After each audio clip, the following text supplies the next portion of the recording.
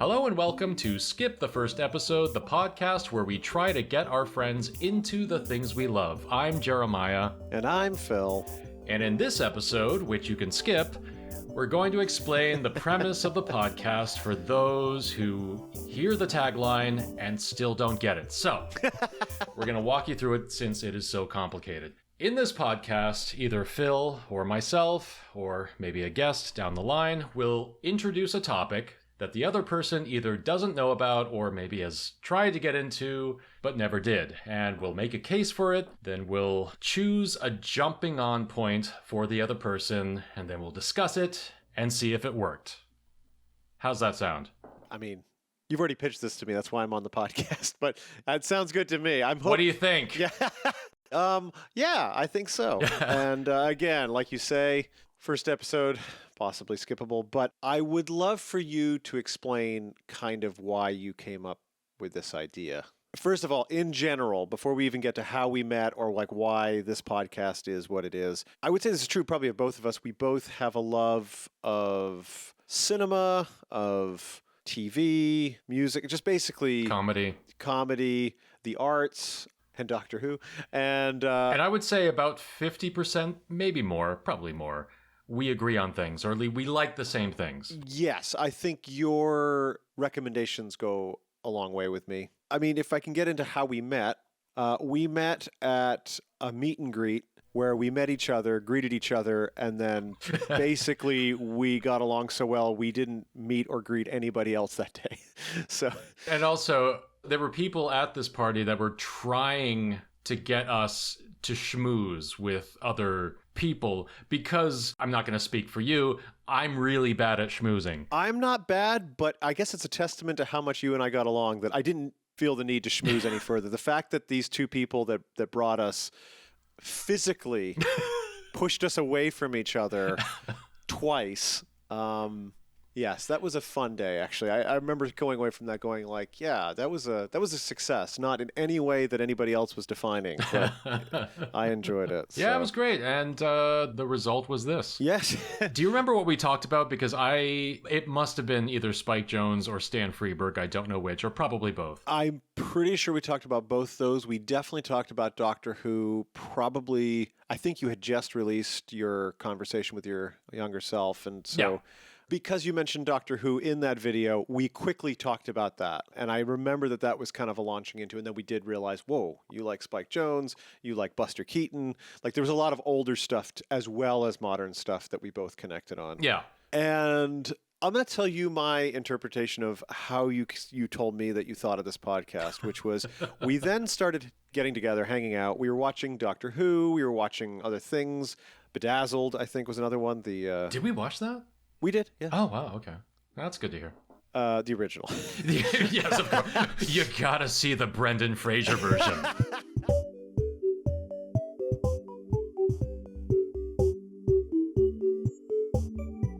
And what happened is I remember you and I watched some Doctor Who. We watched Bedazzled. I was liking it all. And then one day... you said, have you seen Ren and Stimpy? And I said, no, I was not allowed to watch that as a child. And you said, let's watch it. And the 6 minutes it took for me to get through that episode, I remember trying to be as polite as possible, but you had already discerned from my body language and my silence. I think your brain crunched the running time because it was a full 30 minutes. Oh, my God. I'm sorry to say, which must have been absolute torment. My memory is fallible. I got that this could be appealing. It just was like, it was so dark. Hey, maybe Ren is somewhere being sad. I will make him happy again.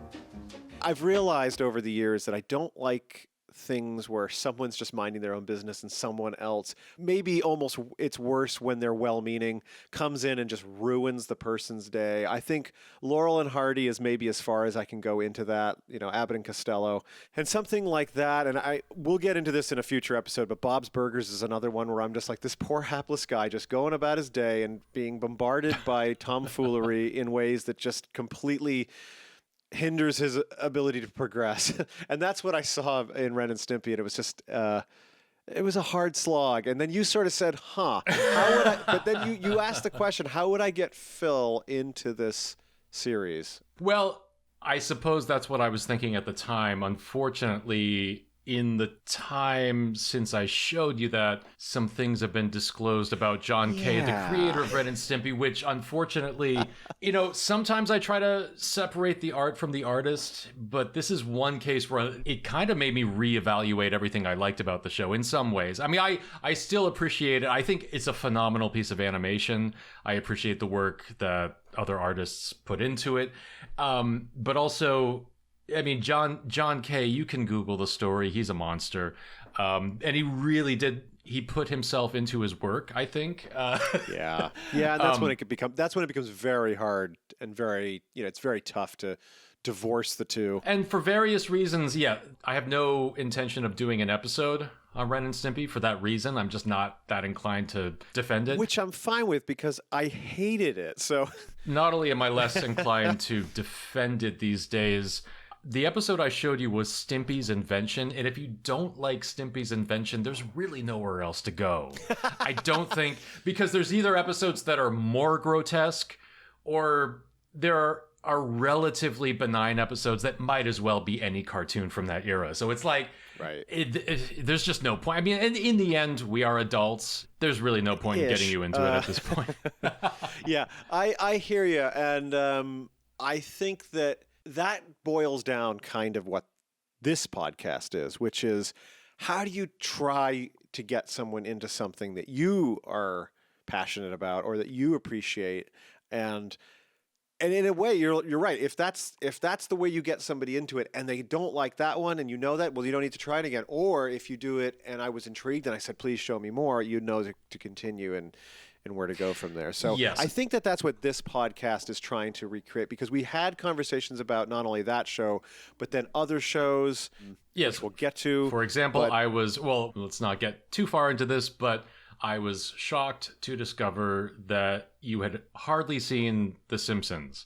You'd maybe seen one episode, one or two episodes, and not even, at least one of the ones you told me was a good one. The other one, the Ricky Gervais, I don't know. But like I'm saying, if that's all you've seen, oh my goodness, there's so much better. Yeah, there's another one where at the time we now know a little bit more about Ricky Gervais, but not quite as bad of a story. But so there's that. There's other shows. For example, there was Nathan For You, which is a show that I recommended to you. You tried it out and you hated it. So in this podcast, don't want to give anything away, but in this podcast will be my second attempt to get you into the show. Yeah. Good luck. In the past tense.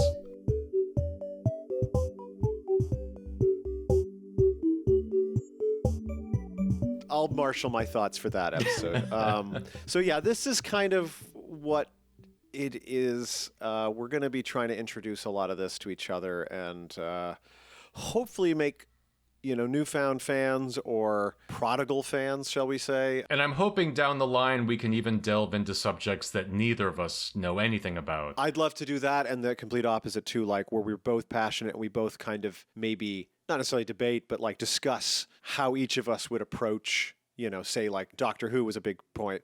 How would each of us choose to get someone into Doctor Who? I think would be an interesting discussion, something like that. Yeah, there's a lot we can discuss about Doctor Who. And I'm going to hold that till the episode. I have ideas. I have ideas that I want to express to not just you, but the world. There was something else I wanted to share. And again, not to preempt any future discussions, but... Preempt. Go ahead. Go crazy. A few years back, filmmaker Martin Scorsese was promoting the film The Irishman, and a journalist asked him what he thought of Marvel movies, and his exact quote was, "I tried, but that's not cinema." Hey, and bold words. People tend to focus on the second part of that answer, the not cinema part, but I like to focus on the first part, the fact that he tried. Yeah. This man in his late 70s tried to watch The Avengers or whatever it was before he wrote it off completely. And if there's a guiding ethos to this entire show, it's those two words: I tried. Whether it's we're trying to get someone else into something or whether we're trying to get into it ourselves. Hear, hear. Is that it? Anything else? I don't know. You were so eloquent there. I can't do better than that. No, I'll just say I completely agree with that. I think there's no point in saying that you don't like it or you wouldn't like it per se until you at least give it a try and give it the best try that the other person as a guide is giving the former person. Exactly. Yes. So yes, I completely agree with that ethos. Good. Well, anyway, good luck. You've got some mountains to move here. No, I'm kidding. No. We haven't. Again, I don't know if we have a topic yet of something that I hate that you're introducing to me. I don't know if we. I don't know, but yet. I will just say I will go in completely open. Yeah. Tabula rasa, preconceived notions out the window. Me too. Going in completely, assuming nothing. That I'll like it, that I won't like it, none of it. I just go in, blank slate, show me what you got. Because I always love when something surprises me. Yeah, there's nothing better.